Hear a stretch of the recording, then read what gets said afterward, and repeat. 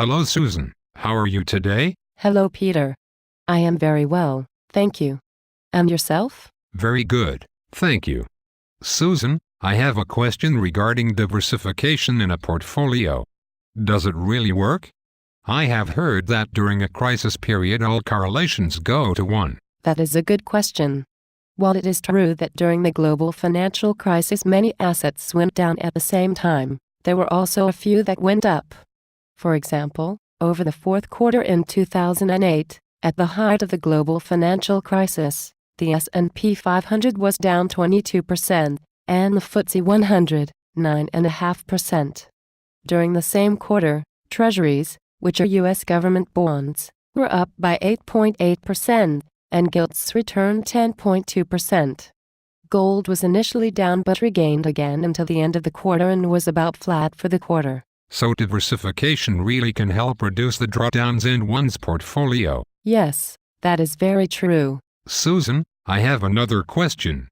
What does a correlation of 1 mean in practice? If two assets have a correlation of 1, they move exactly in lockstep. If one asset goes down, the other will as well, and they will also go up together. With a correlation of -1 on the other hand, one asset will go down when the other goes up and vice versa. If the correlation is 0, there is no connection between the returns of these assets. So in a diversified portfolio you are trying to find assets that have a low or negative correlation with each other. Yes, exactly. And a portfolio of ETFs we call doubly diversified. Each ETF is itself diversified. For example, the FTSE 100 does have no idiosyncratic risk. If one company in the index is suddenly in trouble and its stock price goes down by 50%, the FTSE 100 will take a much smaller hit. Or if I had invested in Facebook right after the stock went public. The stock price went down by more than 30% in the first 3 weeks. Yes, that would have been quite a risky investment.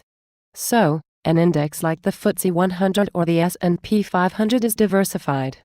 A portfolio of ETFs is doubly diversified as it also diversifies across asset and sub-asset classes. With the euro crisis still a big concern, being 100% invested in the Euro Stoxx 50 could be quite a risky investment at the moment.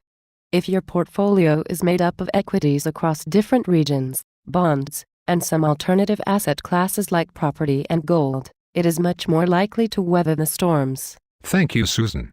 It seems there is something like a free lunch in finance after all. Not sure whether it will allow you to eat your lunch for free, but a doubly diversified portfolio will try to provide food on the table for the future by avoiding unnecessary drawdowns.